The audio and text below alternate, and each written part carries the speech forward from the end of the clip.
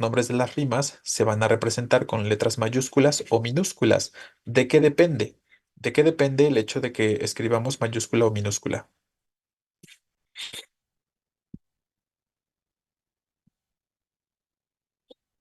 De la cantidad de sílabas. En concreto, sí tiene que ver con eso, ¿no? Pero en concreto, si son versos de arte mayor o si son versos de arte menor.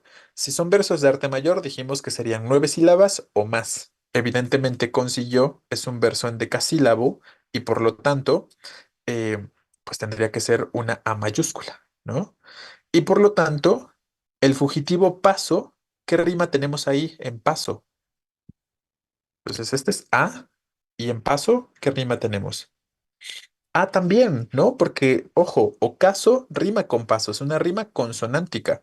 Es la misma rima, solo que la vamos a representar con letra minúscula, a minúscula específicamente, ¿vale? Efectivamente es la misma rima, pero por ser verso de arte menor, lo representamos con minúscula. Y en su mismo desempeño recobrada, esforzando el aliento en la ruina. Entonces, ¿qué rima le corresponde a recobrada?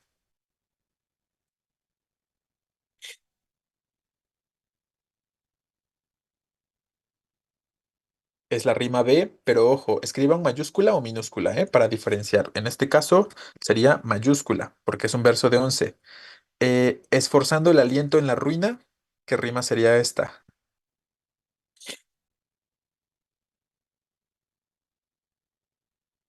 Claro, la C mayúscula, porque serían, podemos suponer, aunque no lo contemos, que son 11 sílabas, en la mitad del globo que ha dejado.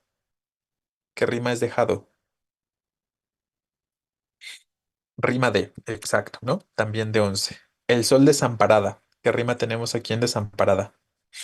B minúscula en este caso, porque es un verso heptasílabo, ¿no? Entonces vean cómo recobrada rima con desamparada, rima consonántica también, ¿no? Coinciden los sonidos tanto de vocales como de consonantes. Segunda vez rebelde determina, ¿con qué rima determina? Con ruina, ¿no? Efectivamente, entonces aquí tenemos rima C mayúscula. Mirarse coronada. Rima B, minúscula. Bien. Mientras nuestro hemisferio de la dorada, más bien la dorada, rima B pero mayúscula, ajá, ilustraba del sol madeja hermosa. Es una diferente, ¿no? No nos había salido esta terminación. Entonces es rima E, mayúscula, porque son versos en decasílabos. Entonces, esta es la cuestión que referimos a la clasificación de las rimas, nada más como para recordarlo. Y bueno, ya podemos observar los elementos que mencionamos con respecto a la silba. Entonces, vean cómo cada vez que aparece una rima diferente, vamos cambiando de letra. eh, Dependerá de la extensión del verso para determinar si usamos, dijimos, mayúscula o minúscula, pero a grandes rasgos esta sería la situación, ¿vale? Bien, espero que esto les ayude a tener un poquito de mayor claridad con el aspecto de las rimas. Voy a borrar esto y hablemos de otra forma poética. Ahorita les traigo un archivo que les voy a compartir, por cierto, por el chat y también se los voy a dejar en el grupo de Classroom, que es una antología de textos poéticos para que, a ver si les interesa ir leyendo algunos otros. Es de Oscar de Pablo. Yo quiero pensar que algunos de ustedes ya saben quién es Oscar de Pablo. Entonces, ahorita se los comparto.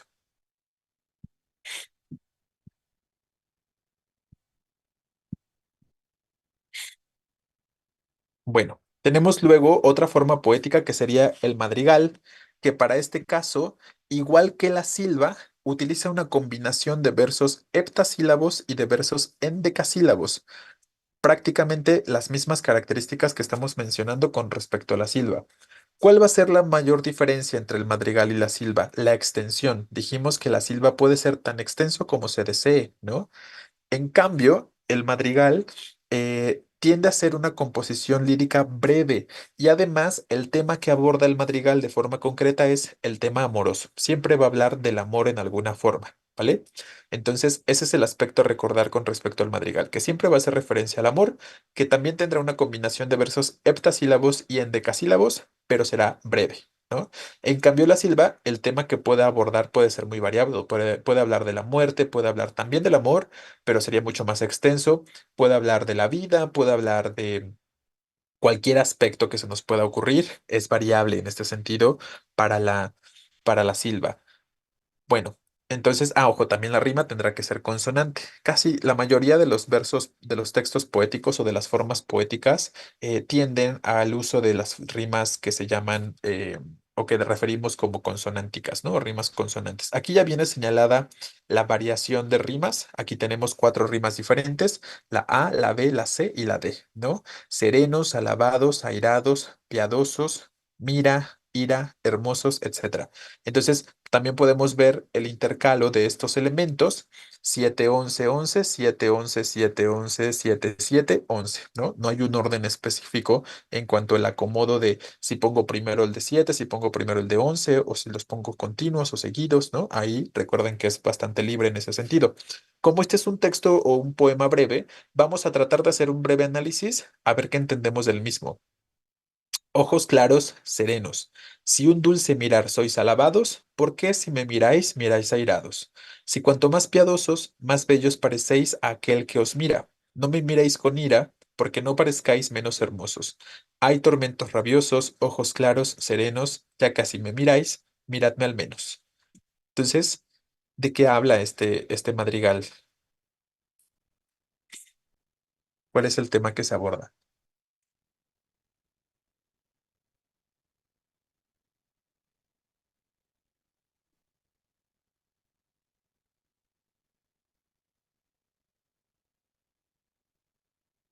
Alguien que no le hace el debido caso. Pero ¿por qué debe ser debido? A ver. ¿De dónde sacamos que debería ser un debido caso? Que le tiene envidia. Ok, bueno, no va por la envidia, ¿eh? Va más bien por la intención o por la idea del desprecio. Aquí el tema que se aborda es el desprecio de forma concreta, ¿vale? Y ahorita le regreso, Cruz. Entonces, el desprecio por parte de la mujer o de la persona a la que se le quiere o a la que se le ama, ¿no? Entonces nos dice, ojos claros, serenos. Podemos entender que evidentemente, recuerden, vamos a mencionar estos elementos un poquito más adelante, la idea del objeto lírico, ¿no? ¿Cómo se llama justo el receptor del texto poético? Objeto lírico, ¿no? Entonces, en este sentido, el objeto lírico, que es la persona, podríamos suponer que a lo mejor es una mujer, que tiene ojos claros y que tiene ojos serenos, ¿no? Y nos dice, si de un dulce mirar sois alabados, ¿por qué si me miráis, miráis airados? ¿No? Entonces, ¿qué nos está diciendo acá? ¿Por qué ojos claros y serenos si yo te miro con dulzura? Tú me miras airada, ¿no? ¿Por qué tú me miras con desaire? Esa es un poco la cuestión que nos está planteando, ¿no? Como con cierto desdén, podríamos suponer ahí. Entonces, la idea de airados tiene que ver con, a lo mejor, les digo, ¿no? Como la situación del desdén, como la cuestión del desprecio, ¿no? Efectivamente, entonces ese es como lo que se plantea Navarro en esos primeros versos, ¿no?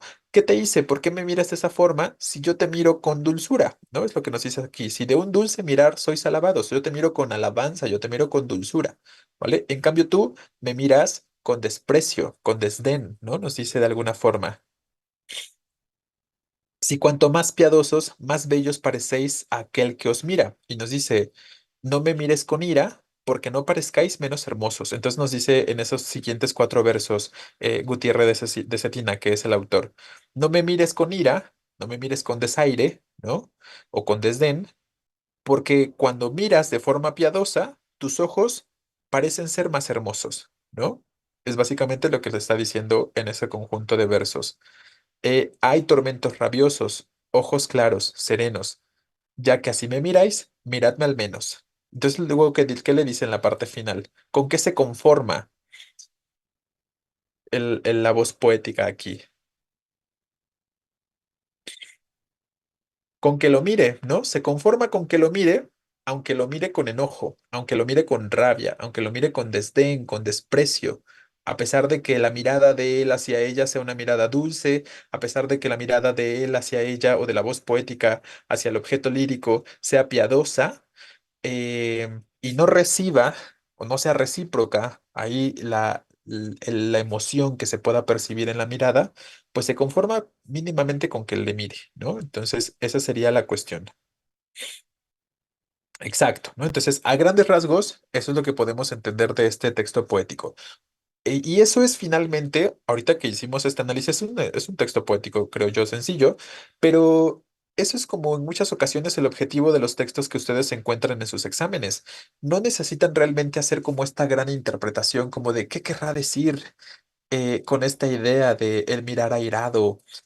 Digo, claro, habrá que hacer una suposición muy básica, muy simple, pero no se trata ahí como de generar una historia, no se trata ahí como de generar una cuestión que resulte más bien complejizante, ¿no? Sino que tratemos de entender de forma muy concreta, como si tuviéramos que hacer una traducción de la información, ¿no? Una traducción del tipo de lenguaje que es más poético, que es más literario, evidentemente, traerlo hacia algo más cercano, traerlo hacia algo más coloquial o algo que sea más entendible para nosotros. Esa sería normalmente la sugerencia, o esa es la sugerencia que yo les suelo hacer cuando se trata de textos poéticos. Lean el texto poético, pero lo que vayan leyendo, tradúzcanlo. Tradúzcanlo hacia ideas más simples, más sencillas, que les permitan entender de forma más esencial qué se está diciendo, cuál es el tema que se está abordando, ¿no? Entonces, esa sería como un poquito la cuestión o el aspecto a determinar. Le voy a regresar tantito. ¿Tienen algún comentario sobre esto? Porque me estaban pidiendo que si le podía regresar a la anterior. Aquí está la información sobre el madrigal. Y en la que acabamos de movernos está el ejemplo, ¿no? El ejemplo de madrigal. ¿Ok? Entonces, bueno, ahí tenemos un pequeño texto que funciona como, o que es un madrigal y que cumple con las características que mencionamos, pero que también hicimos como un breve análisis, ¿no?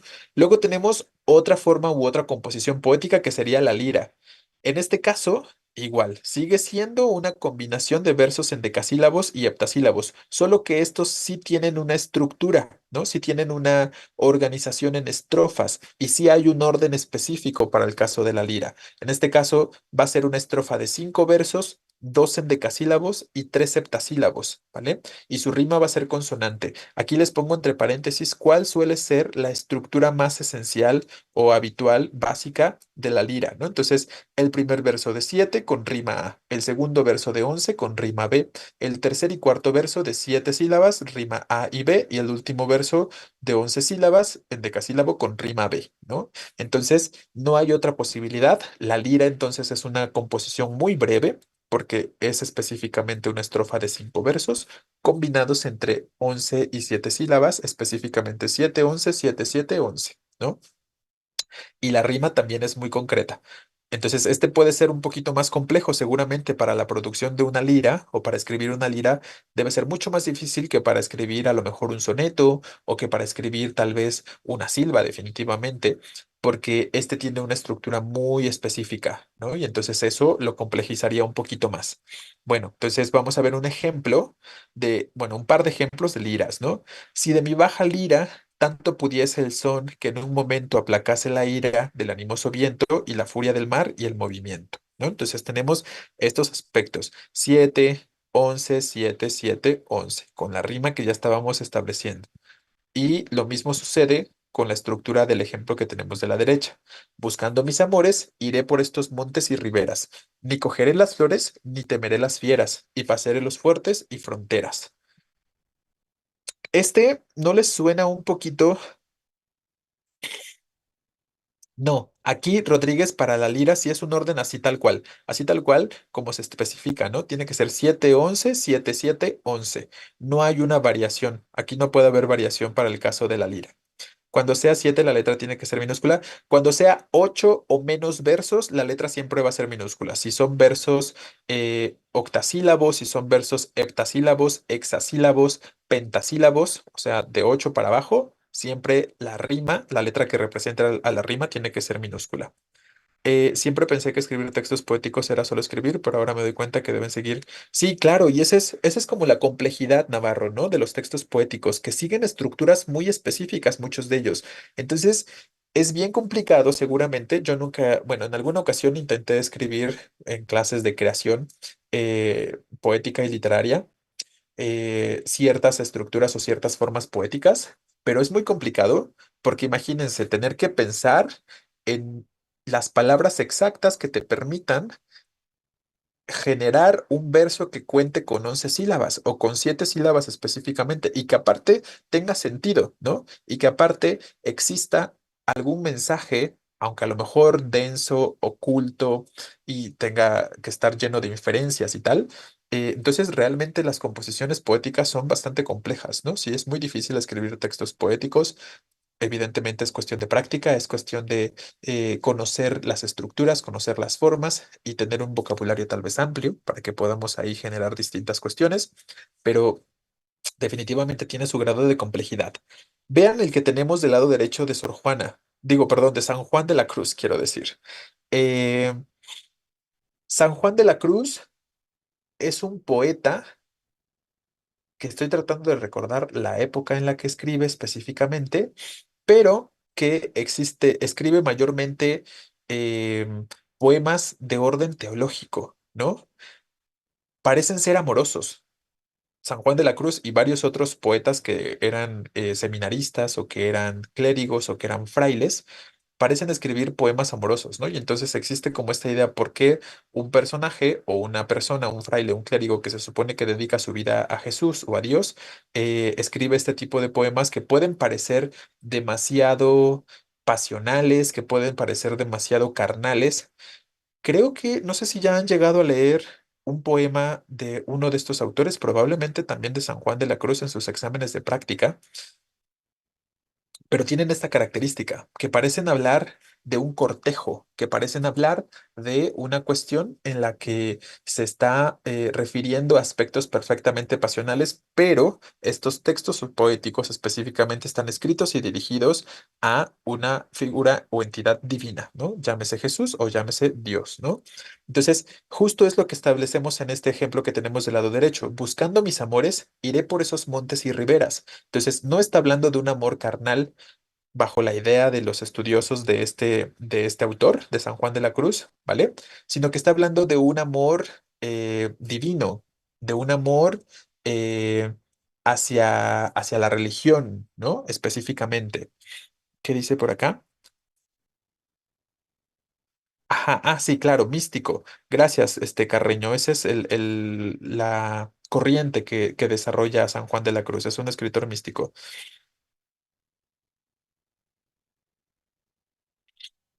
Efectivamente, ¿no? Entonces, justo ahí tenemos como algunos elementos de aspectos, perdón, que les estaba comentando ahorita. Pero entonces, buscando mis amores se refiere específicamente a Dios, ¿no? Iré por esos montes y riberas, ni cogeré las flores, ni temeré las fieras. ¿Qué podrían representar las flores si ya estamos con el supuesto hecho de que los amores que está buscando no son amores carnales, sino son más bien amores religiosos o amor hacia Dios? ¿Qué podrían ser esas flores? Que dice que no va a coger esas flores, ¿no? ¿A qué podría enfrentarse en ese camino y qué podrían representar esas flores?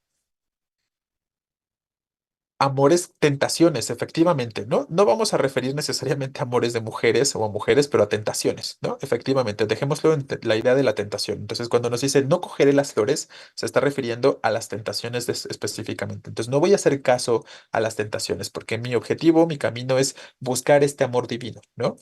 Ni temeré las fieras. ¿Qué serían las fieras?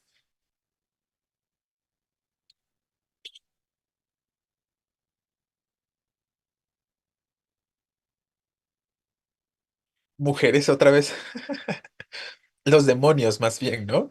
Em, Efectivamente, como la idea de los demonios que evidentemente para ese contexto histórico están muy relacionados con los aspectos pues sí, como el pecado, como aspectos específicos que tienen que ver con los vicios que se podrían encontrar en la vida, pero relacionados con los demonios, ¿no? Específicamente, ¿vale? Entonces, claro, esos serían como los aspectos. Entonces, podríamos considerarlo que ni temerá a las fieras, perdón, se refiere que no temerá a los demonios, ¿no? Y pasaré los fuertes y fronteras. Entonces, básicamente nos está diciendo, voy a esquivar todo lo que sea necesario para llegar a ti, ¿no? El verdadero amor, el amor, les reitero, divino, el amor sacro, por decirlo de alguna forma. Un tip para reconocer el tema de los poemas. Bueno, eh, si yo les estoy comentando en este momento Sí, la mayoría viene implícito, pero el título sí nos da algunas ideas, ¿eh? El título, aunque pueda ser una situación implícita en cuanto a el tema que se esté abordando, después de leerlo podemos hacer alguna relación con respecto al título y hacer algunas suposiciones del tema que se está abordando. En realidad sí es posible, a pesar de que pueda venir implícito. Pero si yo les estoy señalando ahorita algunas características de algunos autores, es porque tal vez estas características que les estoy mencionando les pueden servir si se llegan a encontrar estos autores más adelante. Obviamente no sabemos qué autores y qué poemas van a venir en su examen de admisión, pero pensando en el hecho de que se puedan encontrar a los mismos autores, por eso les hablo o les hablamos de las características de estos, ¿no? Por eso les he dicho algunos aspectos sobre Sor Juana, o ahora les estoy diciendo algunos aspectos sobre San Juan de la Cruz, porque eso me permite crear limitaciones o pensar en limitantes de cuáles son los temas que se pueden estar abordando, ¿no? Entonces aquí yo ya sé, por las características de este autor que ya les estoy compartiendo, si vieran un poema sobre él, que a pesar de que pueda parecer un encuentro amoroso, carnal, pasional, realmente, por ser específicamente San Juan de la Cruz y ser un escritor místico, todos sus textos poéticos tienen la intención de entenderse bajo la idea del amor divino, ¿no? O del amor sacro, del amor puro, y no nada que ver con lo pasional, con lo carnal, ni nada parecido. Entonces, estos elementos que yo les voy mencionando o que les voy comentando son de importancia bajo esta idea, ¿no? Y que de pronto si tienen que considerar o identificar el tema, esos serían los aspectos de manera concreta. Bien. La época del autor es un referente de lo que refleja, claro, efectivamente, ¿no? La corriente que cultiva el autor, el momento histórico en el que vive, son elementos que nos permiten más o menos diferenciar o distinguir cuáles son los temas que suelen abordarse, ¿no? Entonces, eso es algo bastante, bastante habitual con respecto a estas situaciones. Entonces, bueno, ahí tendríamos este aspecto y una breve pues indicio o idea de lo que puede representar San Juan de la Cruz. Entonces, estas son las liras, recuerden, ¿no? Luego tenemos la quintilla, que en el caso de la quintilla de 5, ¿no? Específicamente se trata de una estrofa de 5 versos. Versos todos de arte menor, específicamente octasílabos, ¿vale? Entonces aquí no hay una diferenciación en la métrica de los versos, todos van a ser de 8 sílabas, van a ser estrofas específicamente de 5 versos, y aquí la rima también va a ser consonante, aunque la rima sí puede tener formas muy diversas. Aquí les pongo algunas posibilidades de formas. Puede ser A, B, A, A, B o A, B, B, A, B. Bueno, aquí hay una variación, ¿no? Entonces aquí lo importante no es tanto recordar el orden de la rima, porque ya dijimos que puede ser variable en cuanto al orden, simplemente que sea consonántica, pero quintilla es específicamente una estrofa de 5 versos y todos de 8 sílabas u octasílabos, ¿no? Esa sería la cuestión. Y tenemos por aquí un par de ejemplos. Eh, Ahí tendríamos. Y yo gozaba el rocío, nocturno llanto del cielo, el bosque espeso y umbrío, la dulce quietud del suelo, el manso correr del río. Entonces podemos, si hacemos el conteo, notar que todos los versos tendrán esas 8 sílabas y también podríamos identificar, bueno, aquí ya viene marcada en algunas partes la rima, ¿no? Eh, el ejemplo que tenemos del lado derecho. Cantaba el mozo y decía, el querer es cosa buena, porque dobla la alegría y parte entre dos la pena, pero nadie lo quería. Entonces, ¿qué pasa en esta estrofa? ¿Qué podemos entender de esta, que es muy breve? ¿Qué es un mozo?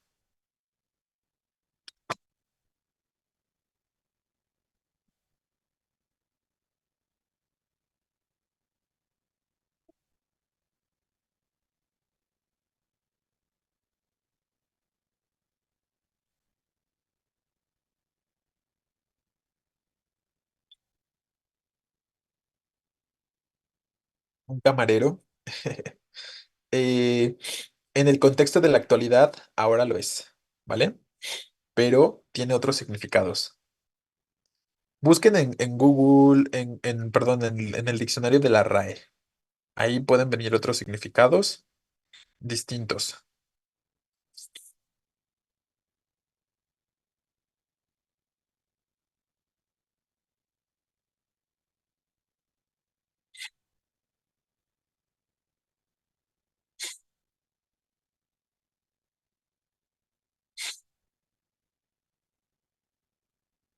Joven, exacto, esa es la palabra que estamos buscando. Joven, sobre todo relacionen la idea de mozo con joven, porque esa es la forma en la que se utilizaba en la antigüedad, ¿vale? Entonces, hay muchos significados, les reitero, si ustedes entran al diccionario, efectivamente viene el significado de gato, viene el significado a lo mejor que hace referencia a camarero, a esclavo, etcétera. Pero aquí lo que nos refiere es específicamente cantaba el joven, un mozo, una moza, mozuela o mozuelo, tiene que ver con juventud, ¿no? Entonces, ¿qué decía el joven? El querer es cosa buena porque dobla la alegría. Esto es muy, muy literal, ¿no? O sea, yo creo que aquí no hay ningún espacio para la interpretación. Es muy evidente. Querer es algo bueno porque nos genera más alegría. Y parte entre dos la pena. ¿Por qué dice que parte entre dos la pena? ¿A qué se referirá con respecto a esto? Pues que en problemas o en momentos de complejidad, ¿no? En pareja, efectivamente, se van a compartir esos problemas, ¿no? Efectivamente. Entonces, eso es lo que sucede en esta parte.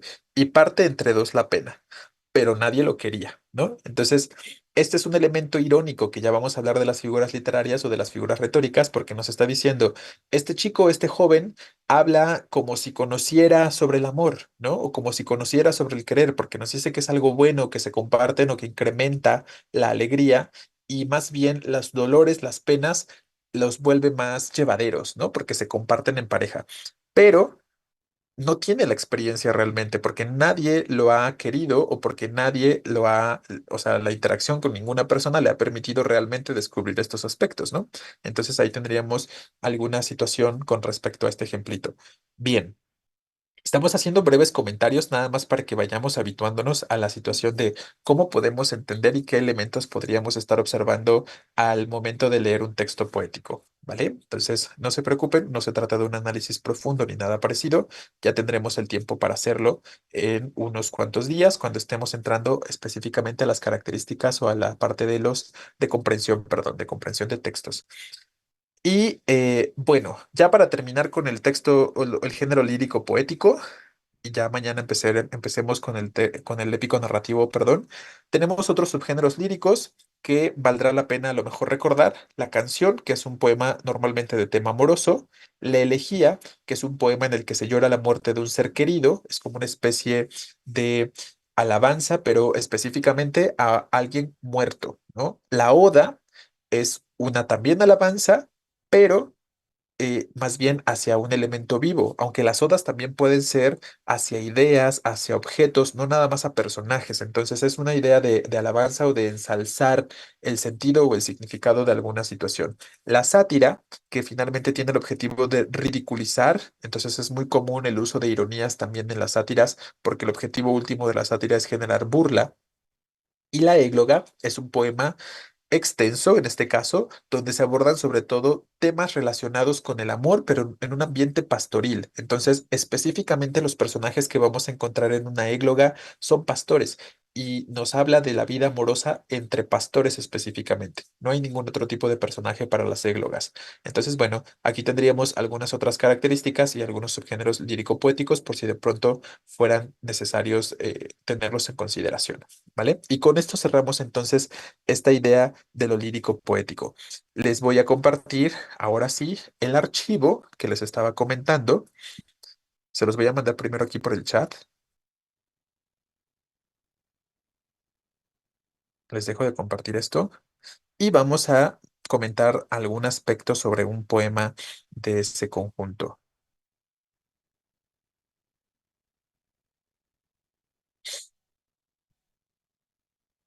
Pensé que ya lo había descargado, pero parece ser que no.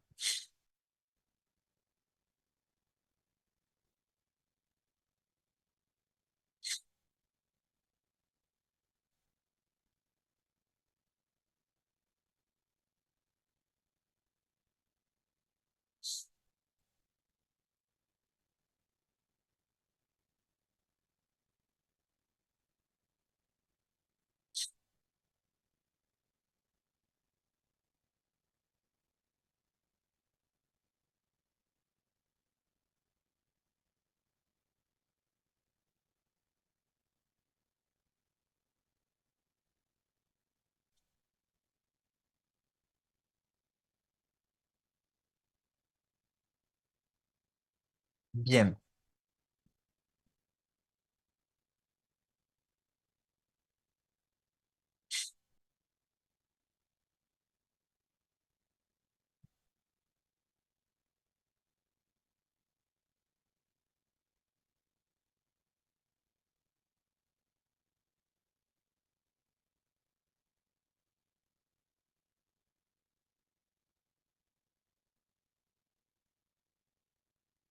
ya se los mandé para todos, para que lo guarden, para que lo tengan y lo pueden ir abriendo, ¿no? Vamos a abrir el archivo. Bueno, esta colección o esta antología de poemas se llama Aquí manda la escoba, que en realidad es un conjunto de poemas de este autor o de este poeta que se llama Oscar de Pablo, reunida de sus escritos entre 2011, perdón, y 2000, no sé por qué dice 2108, me imagino que hay un error ahí, tendría que ser 2018, ¿no? Entonces, entre el 2011 y el 2018, ya muy adelantado a su tiempo definitivamente este. Entonces vamos a buscar una canción, una de las canciones que escribe, ahí,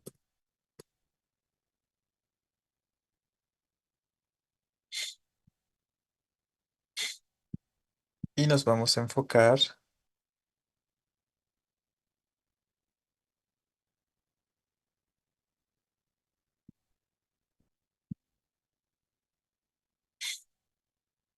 otra canción con cerdos,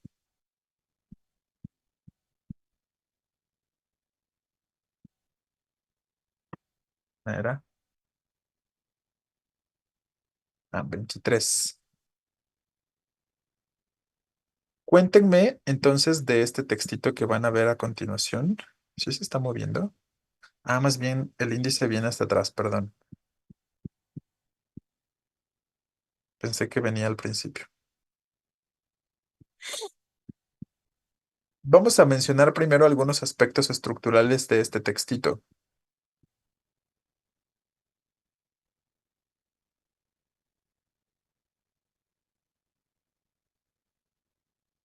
Aquí empieza, se llama Canción sin gansos. Y podrían considerar que este texto poético guarda, si están viendo la pantalla, ¿verdad? No les estoy compartiendo nada todavía, ¿verdad? Perdón.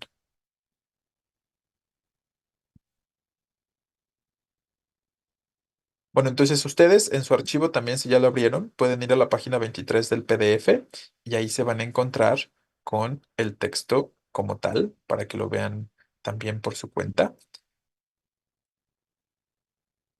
Pero bueno, ahora sí ya se los estoy compartiendo. Entonces, ¿qué observamos en esto?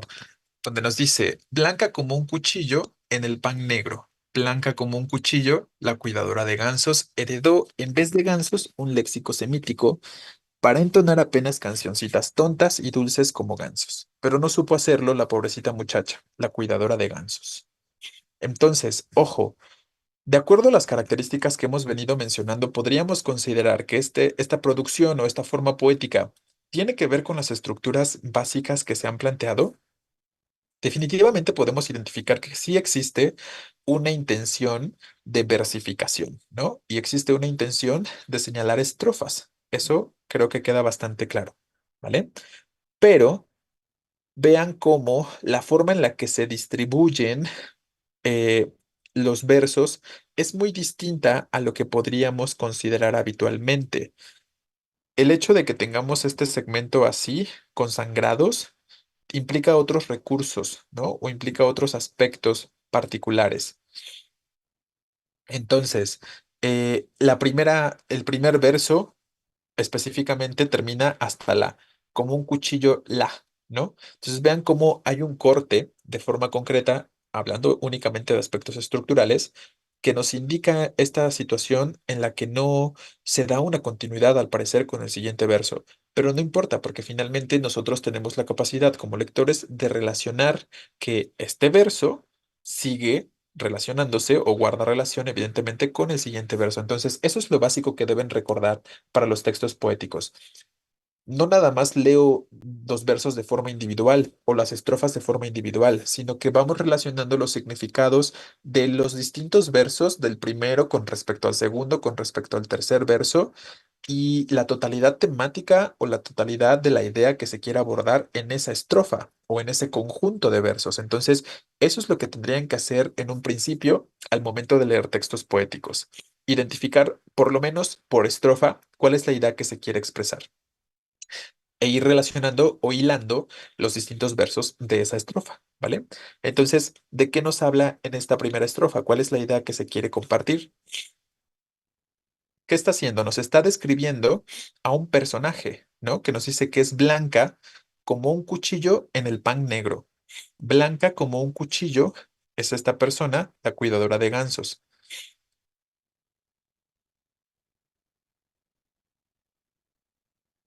Luego nos dice, vean, esta coma, ¿qué nos está marcando?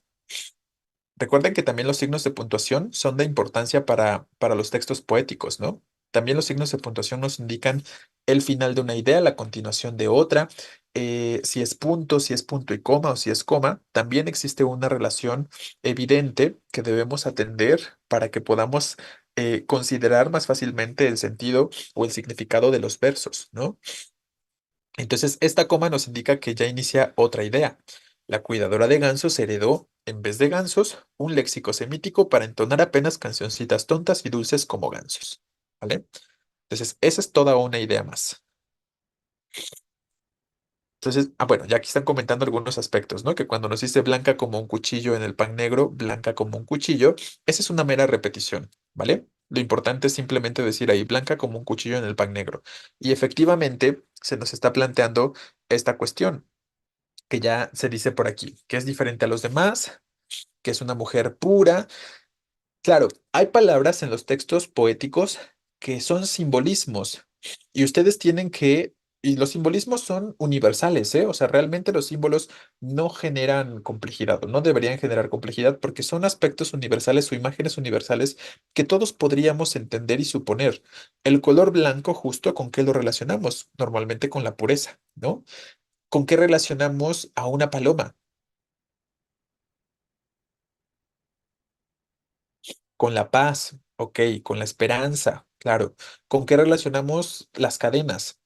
Con esclavitud, ¿no?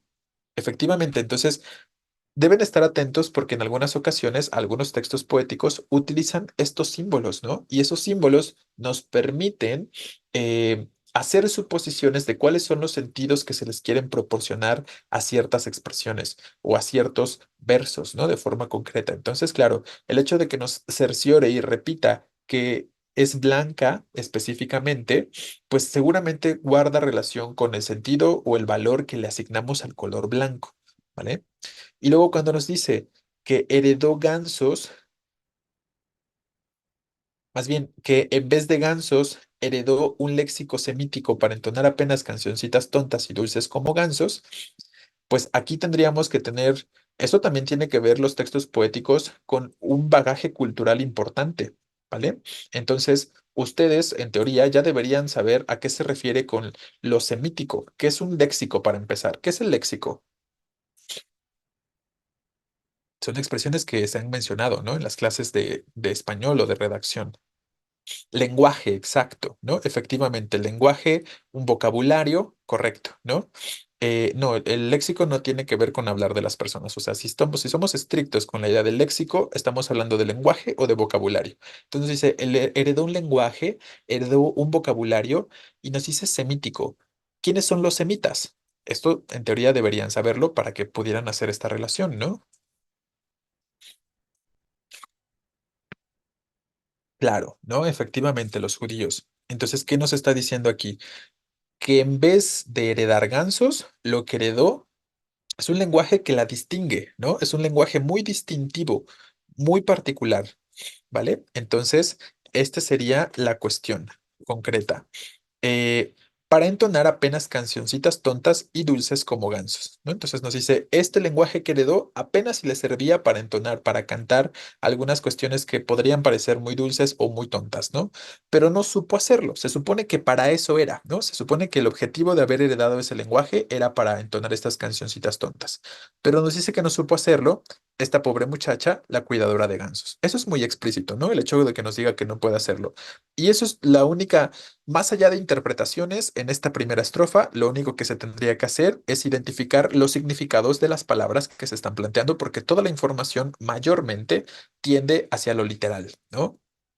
Mientras sepamos a qué se refiere específicamente con el léxico semítico, no hay necesidad de hacer mayor interpretación. Es decir, si quisiéramos, claro, podríamos complejizarlo mucho más y ponernos a pensar a qué se referirá con las cancioncitas tontas, por qué dice o por qué menciona que se hereda este lenguaje para cantar específicamente. Entonces, a lo mejor podríamos pensar en un contexto histórico específico, efectivamente en la condición de mujer, ¿no? Entonces ahí podríamos ya empezar como a divagar muchísimo y generar interpretaciones, pero que no tenemos la certeza de que sean adecuadas. Por eso siempre de mi parte la sugerencia es simplemente traduzcan las palabras que se están utilizando en los versos. Traten de entenderlo de forma más evidente sin necesidad de empezar a generarse historias, ¿no? Entonces, más allá de lo que pueda significar las cancioncitas tontas, los gansos, o de lo que puedan significar el cuchillo en el pan negro, que seguramente tiene algún significado, entendamos de forma concreta qué se nos está diciendo, ¿vale? Vamos, claro, se entiende más o menos lo que trato de decirles. Y eso mayormente les va a dar la respuesta, porque recuerden que muchas de las preguntas encuentran respuestas muy literales, incluso para textos poéticos. Bueno, la siguiente estrofa, yo creo que con eso nos vamos a quedar el día de hoy. Y en lugar de canciones plácidas como gansos, la cuidadora de gansos armó con ese blando diccionario heredado, dulce como un cuchillo sin apenas saberlo, una sangrienta saga siderúrgica, plural como tonante retahíla de pasos, como un tambor de estaño desbordando la acera, o una ensordecedora cabalgata de multitud de dientes, pobrecita, blanca como un cuchillo en el pan negro, la cuidadora de gansos. Entonces, ¿qué nos está diciendo acá? Solo la traducción, ¿no? O sea, no necesitan generarse ahí situaciones de interpretación que divaguen demasiado, sino a qué se refiere de forma más literal. Dijo palabras con importancia, claro, ¿no? Eso me gusta.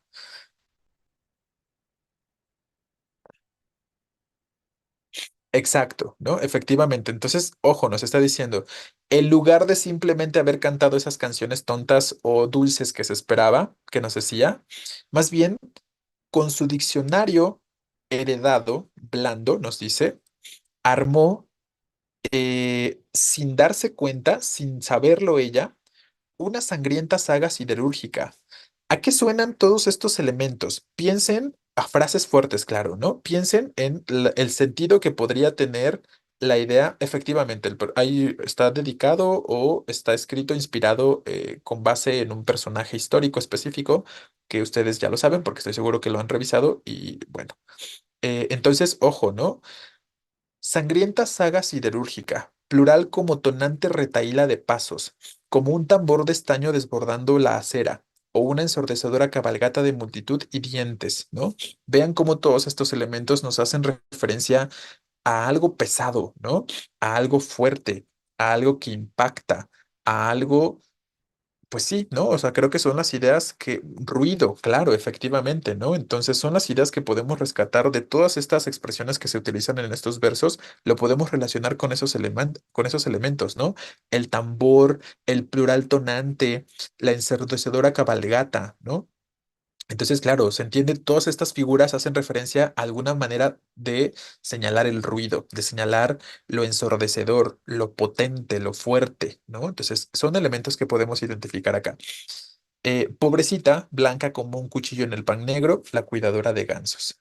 Entonces, bueno, ya ustedes, si quieren, pueden hacer la interpretación de qué fue eso, ¿no? O sea, obviamente hay aspectos concretos que nos ayudarían a identificarlo, pero ustedes podrían pensar lo que gusten, ¿no? Si a lo mejor fue un discurso político, si a lo mejor está hablando de la ideología que fue compartida por parte de esta cuidadora de gansos, de sus discursos en público, de sus palabras escritas, ¿no? O sea, como de la influencia que pudo haber tenido a nivel ideológico y social en su momento. Entonces, son elementos específicos que ustedes ya, si quisieran hacer una interpretación, lo podrían hacer, pero no será necesario en realidad, no para las preguntas, perdón, que les plantean, con que nos quedemos con la idea de que todo esto hace referencia y expresa aspectos de ruido, de fortaleza, ¿no? Yo creo que vamos generando ahí un mejor entendimiento del texto. Sí, lo siderúrgico tiene que ver con metal, ¿no? Una sangrienta saga siderúrgica, efectivamente. Bueno, y ojo, ¿eh? Vean cómo en la siguiente estrofa hace referencia a esto. Al oír el estruendo, o sea, todo ese ruido que estaba armando la cuidadora de gansos sin darse cuenta, eh, de pasos, los soldados acudieron corriendo a la muchacha, la cuidadora de gansos. Entonces, nos habla de soldados que están moviéndose o acudiendo hacia esta persona o hacia esta muchacha que está formando un discurso llamativo, que está formando un discurso que cobra fortaleza, ¿no? Y si obviamente cobra fortaleza, pues podría existir el temor de que influya sobre otros personajes, ¿no? Sobre otras personas, ¿vale? Bueno, chicos, vamos a dejarlo aquí. Ya les compartí el archivo. Lean más poemas de este autor. Pueden leer entonces este poema las veces que quieran y algunos otros. Finalmente, este autor puede ser un poquito complicado por las temáticas que aborda, pero no tampoco es una cuestión imposible, ¿no? Entonces, ya me van contando cuáles les gustan, cuáles les llaman la atención.